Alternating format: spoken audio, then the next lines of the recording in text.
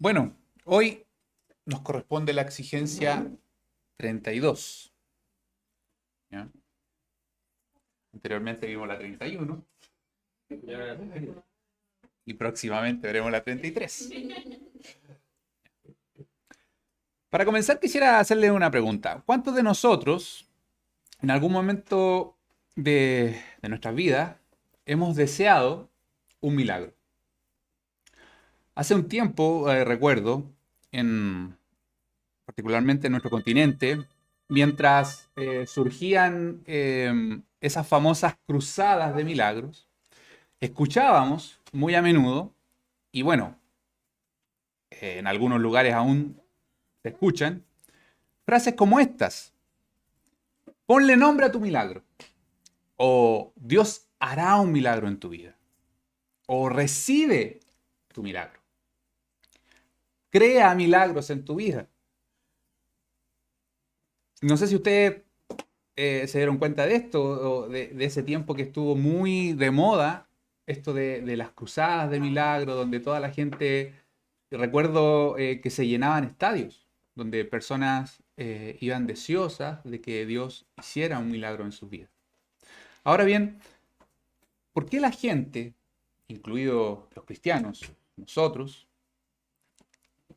anhelan milagros? Que queremos una vida sin problemas, sin dolor, menos sufrimiento, ¿Mm? como la meta de cada persona, hoy en día y siempre creo yo ha sido, pero más hoy, el ser feliz, Claro. que tú mismo seas feliz, independiente incluso de que seas feliz. Ujú. Bueno, permítanme ahora compartir con ustedes algunas preguntas que posiblemente nos den luces de la exigencia que estaremos considerando hoy. Y la primera de ellas es: ¿cómo te gustaría que fuera tu vida? Algo un poco lo que comentaba la Vale recién. ¿Cómo te gustaría que fuera tu vida? Sin problema. Sin problemas, ¿cierto? ¿Será que desearíamos tener una vida llena de altos y bajos, de problemas, de victorias o solo de victorias? Me pasaba que me preguntaba esto porque pasa y uno a veces piensa en cosas como que le faltan, ¿cierto? Como Mm, necesidades y todo. Pero me ha ocurrido que he logrado ciertas cosas y después digo, yo no estoy como con la misma sensación de insuficiencia. mm, Entonces, mm, como que yo pensaba en que me faltaba más como vivir como con plenitud de lo que se tiene, independiente de lo que sea. Y no me refiero solamente a material, sino que en ese estado como de gratitud, mm, porque al final somos como insaciantes, como que mm, cuando obtenemos algo, después como que lo miramos menos, aun cuando lo hicimos demasiado. mm, Y nos miramos y todo, ya no importa porque ahora hay otros planes. mm, Entonces, sí, es una cosa. mm. Claro, muchas veces con esa pregunta de cómo te gustaría que fuera tu vida, nos enfocamos como en los hechos, en las cosas que puedan pasar, en cómo nos gustaría que pudiéramos enfrentarnos a la vida, Mm, más ujú, que las circunstancias. ajá. No sé si se entiende. Sí, sí. Bueno, otra pregunta: ¿qué anhelarías para tu vida que en estos momentos no tienes? Algo de lo que mencionaba un poco la Fer. ¿Te has dado cuenta de que muchas de las cosas, y tiene que ver con lo que mencionaba recién Fernanda, que deseas simplemente son aquellas cosas que crees que con más urgencia necesitas? ¿Te has dado cuenta de eso? Claro, podríamos responder obvio, porque si lo tuviera, no lo desearía, ¿cierto? Es como una cuestión obvia. Deseamos lo que simplemente nosotros creemos que con urgencia necesitamos. Y por eso ese deseo tan grande. ¿Deseamos lo mismo para los demás? ¿Para las demás personas que amamos? ¿Deseamos lo mismo? ¿Lo mismo que deseamos para nosotros, deseamos para los demás? ¿Y qué de aquellos que ni conocemos? ¿Qué deseamos para ellos? ¿Y para los enemigos? ¿Qué crees que está demandando Dios de ti? ¿O qué crees que estaremos considerando hoy como exigencia? Yo creo que Dios lo único que quiere es que podamos llegar al mensaje a aquellos que no le conocen a Él. Ok. Bueno, la exigencia que hoy estaremos estudiando a la luz de la palabra de Dios es: amarás a tu prójimo como a ti mismo, pues esta es la ley y los profetas. Esa es la exigencia 32. Amarás a tu prójimo como a ti mismo, pues esta es la ley y los profetas. Para eso quiero que me puedan acompañar a Mateo, no que se junten con Mateo, sino que al Evangelio de Mateo. El Evangelio de Mateo. Capítulo 22, y daremos lectura desde el verso 36 al 40. Versos del 36 al 40 dicen: Maestro, ¿cuál es el gran mandamiento en la ley? Jesús le dijo: amarás al Señor tu Dios con todo tu corazón y con toda tu alma y con toda tu mente. Ese es el primero y grande mandamiento. El segundo es semejante: amarás a tu prójimo como a ti mismo. De estos dos mandamientos dependen toda la ley y los profetas. Entonces vemos aquí que llega un hombre, un intérprete de la ley, y le pregunta a Jesús: Jesús, ¿cuál es el más grande de los mandamientos o exigencias de Dios? Si observamos el texto, ¿qué ven ustedes de extraño ahí? ¿Qué le pregunta el maestro de la ley a Jesús? ¿Qué le responde Jesús? ¿Respondió lo que se le preguntó? ¿Jesús respondió finalmente lo que este intérprete de la ley le preguntó? Bueno, estoy convencido de que nuestro Señor no padecía un desorden de atención ni tampoco otra dificultad similar. Pero vemos que Jesús responde, pero responde y añade algo más a su respuesta. Él responde a la pregunta de este intérprete: ¿cuál es el gran mandamiento de la ley? Jesús le dice: amarás al Señor tu Dios con todo tu corazón y con toda tu alma y con toda tu mente. Este es el primero y grande mandamiento. Hasta aquí, la respuesta de Jesús atendía la pregunta, ¿cierto? Pero, ¿qué más le responde Jesús? Verso 39. Y el segundo es semejante: amarás a tu prójimo como a ti mismo.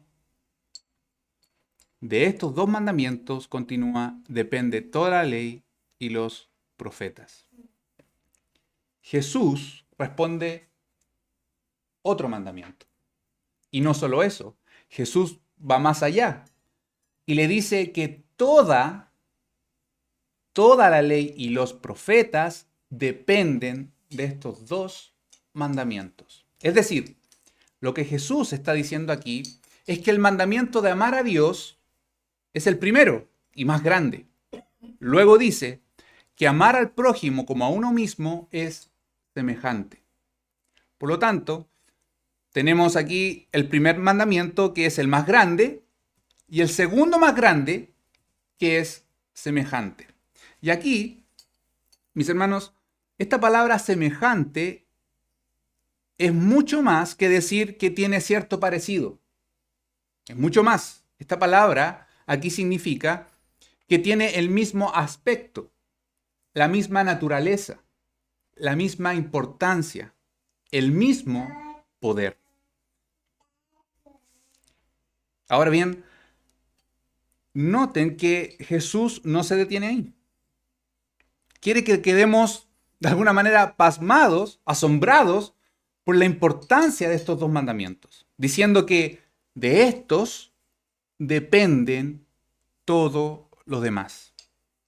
De estos dos mandamientos depende todo lo demás. Lo que Jesús está afirmando es que toda la ley y los profetas dependen de estos dos mandamientos. ¿Por qué?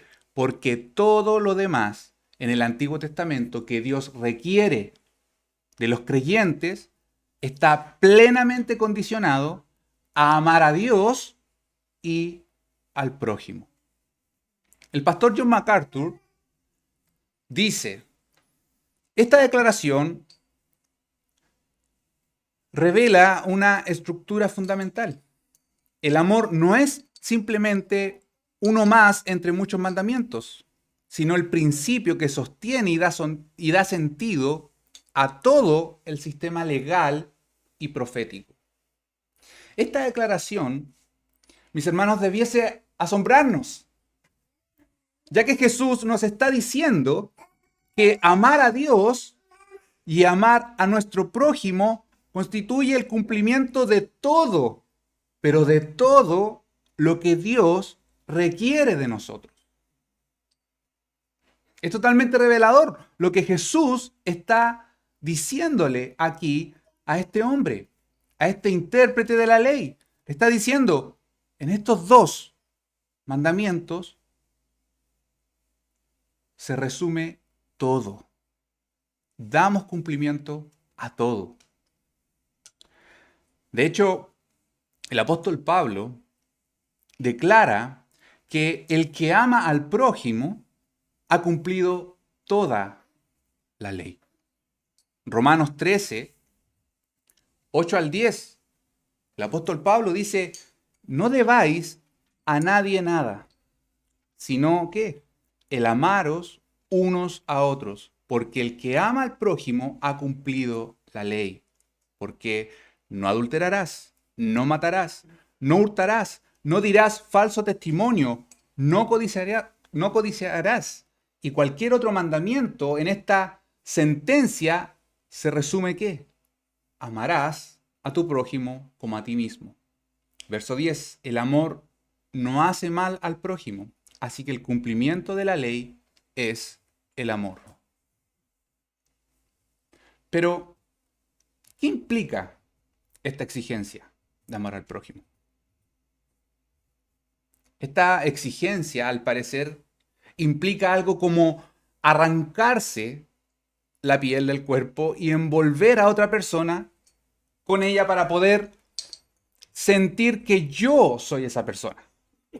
Y todos mis anhelos por mi propia seguridad, salud, éxito y felicidad, lo siento ahora por esa otra persona.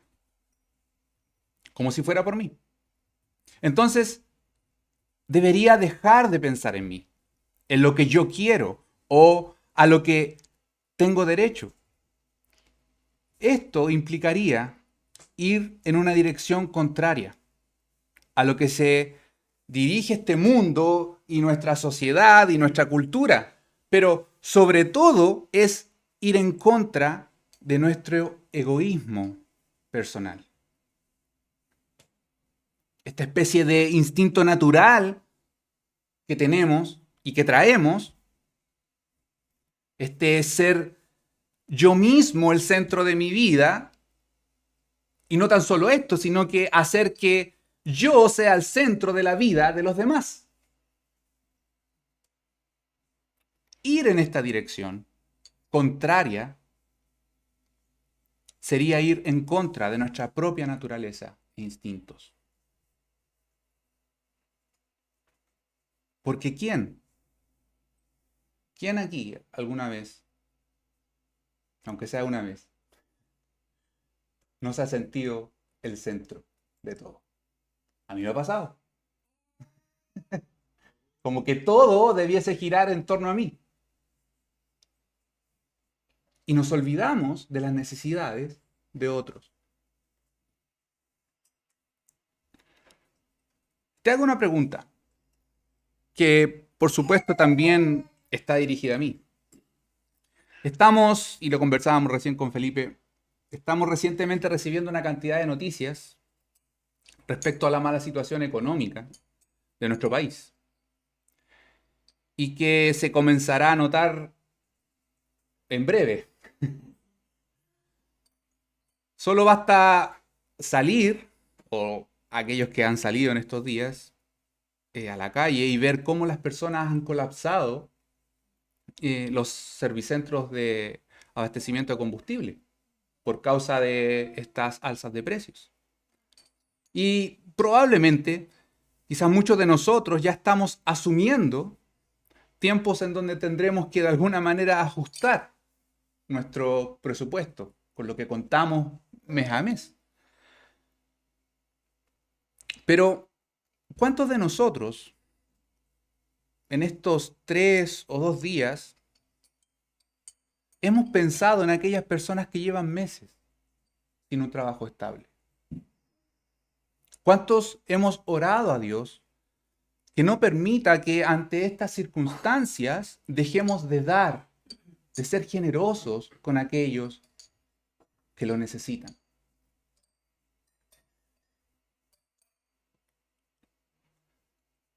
¿Recuerdan que al comenzar dijimos que la mayor parte de la gente, incluido muchos creyentes, anhelan milagros? ¿Por qué? Porque la mayoría de la gente desea disfrutar de algo sobrenatural, pero ese disfrutar sobrenatural que desean, lo desean porque está orientado ¿a qué? ¿A los demás o a ellos? ¿Por qué la gente desea experimentar este tipo de cosas sobrenaturales? Porque este tipo de cosas está orientado a ellos. Y así es, muchos en las iglesias quieren experiencias sobrenaturales. Y por ello quieren milagros y ungimientos, aunque sean experiencias muchas veces o eventos temporales, momentáneos. Muchos hoy en día desean este tipo de cosas, aunque sean experiencias temporales. Pero lo que no se dan cuenta es que hay algunos aspectos de las demandas de Dios a nuestras vidas que nos llevan a experiencias de vida permanentes y sobrenaturales. De hecho, mis hermanos, estos dos aspectos que responde Jesús a este intérprete de la ley, amar a Dios y al prójimo, son por lejos más sobrenaturales y difíciles que cualquier milagro temporal porque van a la raíz misma de nuestro ser. Llegar a amar a Dios, mis hermanos, y amar al prójimo, realmente esto es un milagro.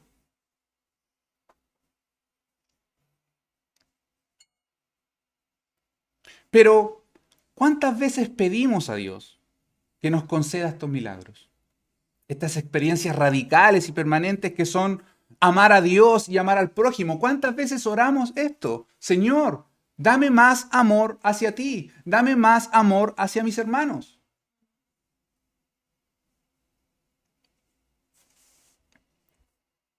Cuando en sobremanera solamente oramos, Señor, provéenos esto que nos falta. Provéeme esto que me falta. Pero oramos, Señor, provéele esto a mi hermano que le falta. Permíteme a mí ser un medio de gracia, un medio donde tú puedas proveerle a él. Mis hermanos, el amor no está sometido a la ley. Más bien la ley debe rendirle cuentas al amor, demostrando su naturaleza y su realización. Es decir, no se trata de cumplir reglas para alcanzar el amor, sino de que el amor auténtico genera el cumplimiento espontáneo de lo que la ley exige. Por esta razón, la ley y los profetas dependen de estos mandamientos, no como una estructura que los sostiene desde abajo, sino como el corazón motivador que da vida a todas sus prescripciones. Cierto autor dice, cuando Jesús dice que todas las leyes se reducen a amar a Dios y al prójimo, está diciendo que no hemos cumplido una ley simplemente evitando lo que la ley prohíbe, sino que también debemos hacer y ser lo que la ley realmente persigue, el amor. No es solamente que debemos evitar lo que la ley prohíbe. No es solo eso, cumplir la ley, sino que también debemos hacer y ser lo que la ley realmente persigue, el amor. Pero preguntémonos, ¿podemos amar a Dios sin amar al prójimo? ¿Qué creen ustedes? ¿Podemos? Técnicamente no. O sea, no. ¿Podríamos amar a Dios sin amar al prójimo? Amamos su creación, o sea, todo lo que Él ha hecho y los sujetos a los que Él ha extendido son misericordios, entonces deberían poder. O sea, hay un texto claro que dice que cómo vamos a amar a Dios que no vemos, sino cómo capaces de amar a nuestro prójimo que sí vemos. Que me haga guardar un mandamiento. El amor resume la ley. Entonces termina amando al prójimo. Bueno, aunque ustedes no crean, muchos creen que sí, que es posible amar a Dios sin amar al prójimo. Si creemos que puede ser posible, notemos lo que mencionaba recién Pauli, lo que dice 1 de Juan 4, versos del 20 al 21. El apóstol Juan dice, si alguno dice, yo amo a Dios y aborrece a su hermano, es mentiroso. Pues el que no ama a su hermano, a quien ha visto, ¿cómo puede amar a Dios a quien no ha visto? La palabra de Dios nos dice que aquellos que afirman que pueden amar a Dios sin amar al prójimo, ¿son qué? Mentirosos. Pero ahora otra pregunta. ¿Podemos amar al prójimo sin amar a Dios? Creo que esto es un poco más difícil. ¿Podríamos amar al prójimo sin amar a Dios? ¿Es posible amar al prójimo sin amar a Dios?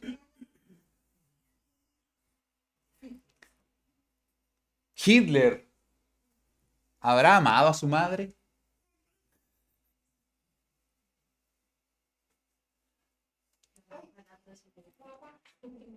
Criminales que están en la cárcel hoy, ¿amarán a alguien? Posiblemente sí. De hecho, hay muchas personas que son aparentemente buenas, generosas, que sacrifican lo que tienen y aman a las personas. De hecho, van a países como la India o a continentes como África a servir a la gente. ¿Por qué? Porque las aman.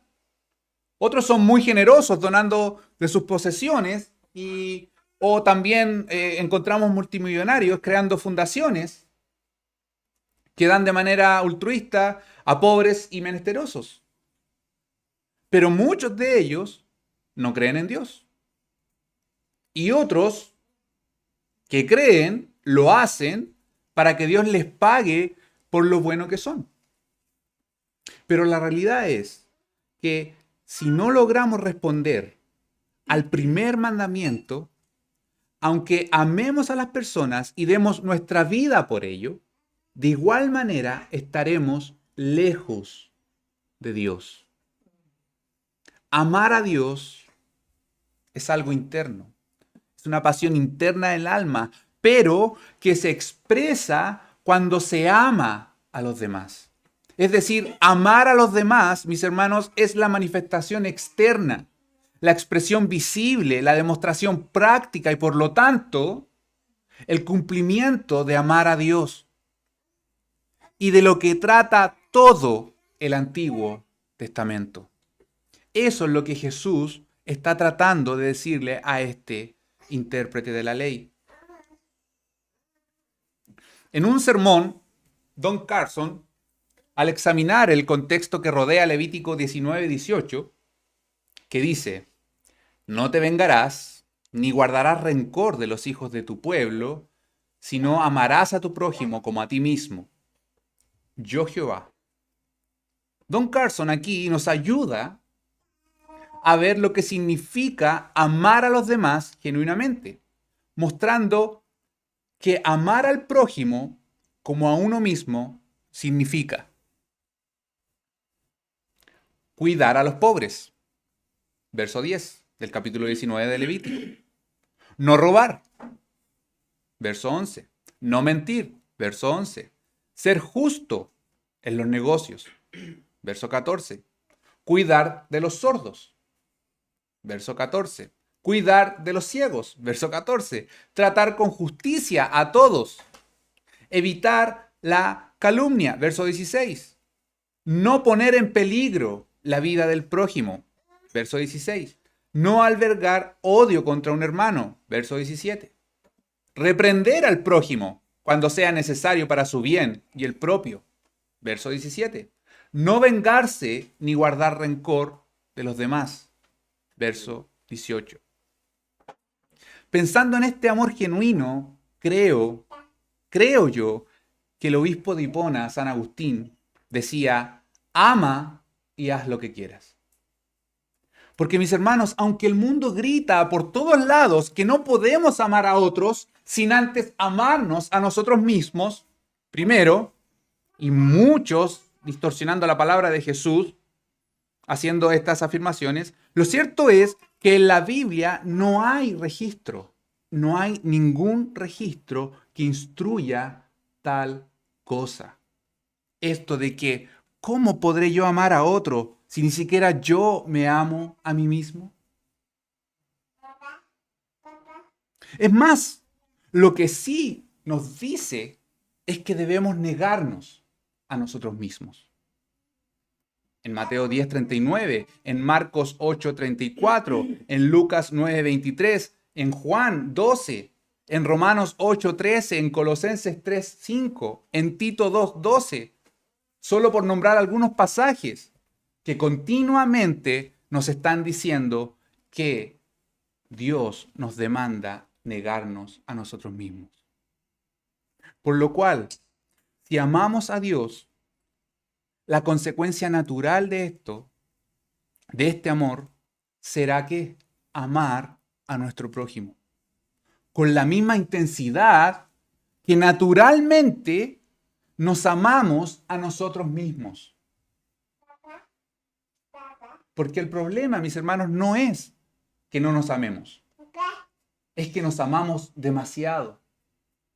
Por lo tanto, el Señor lo que nos está diciendo a través de esta exigencia, cuando dice que nos amemos, que amemos al prójimo como a nosotros mismos, nos está diciendo de que con la misma intensidad que naturalmente nos amamos a nosotros mismos, nos cuidamos y tratamos de no hacernos daño, amemos a nuestro prójimo.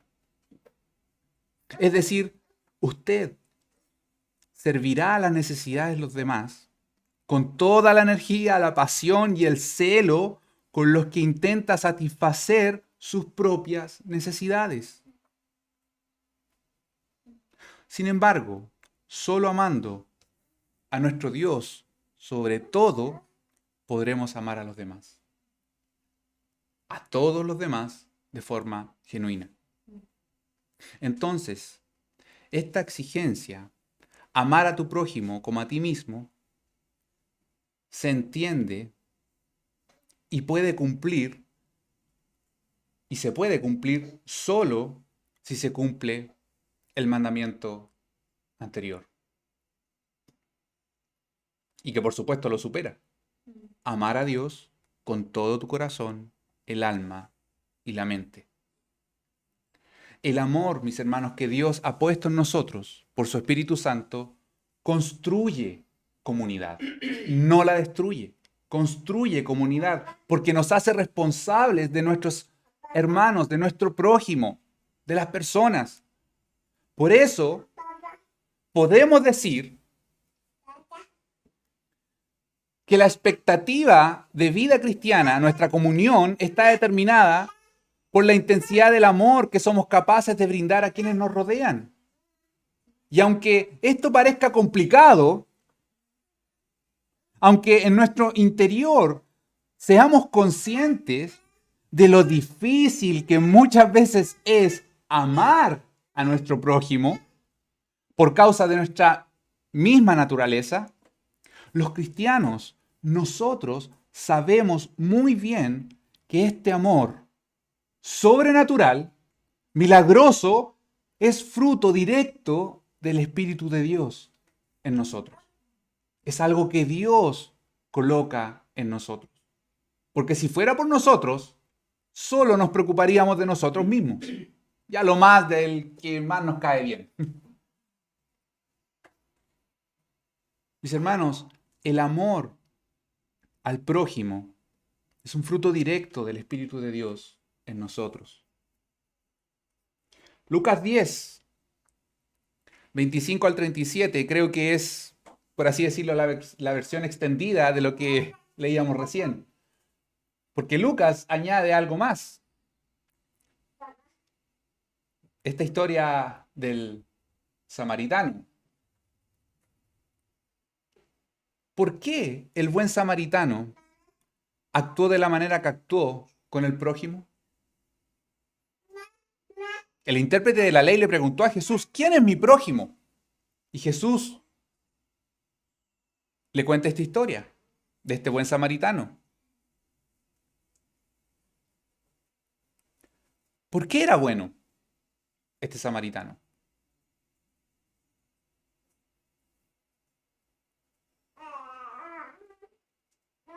¿Era bueno realmente? La verdad es que sí. ¿Pero por qué era bueno? Porque a diferencia de quienes pasaron de largo y no ayudaron a este que estaba herido y medio moribundo, este samaritano amaba a Dios.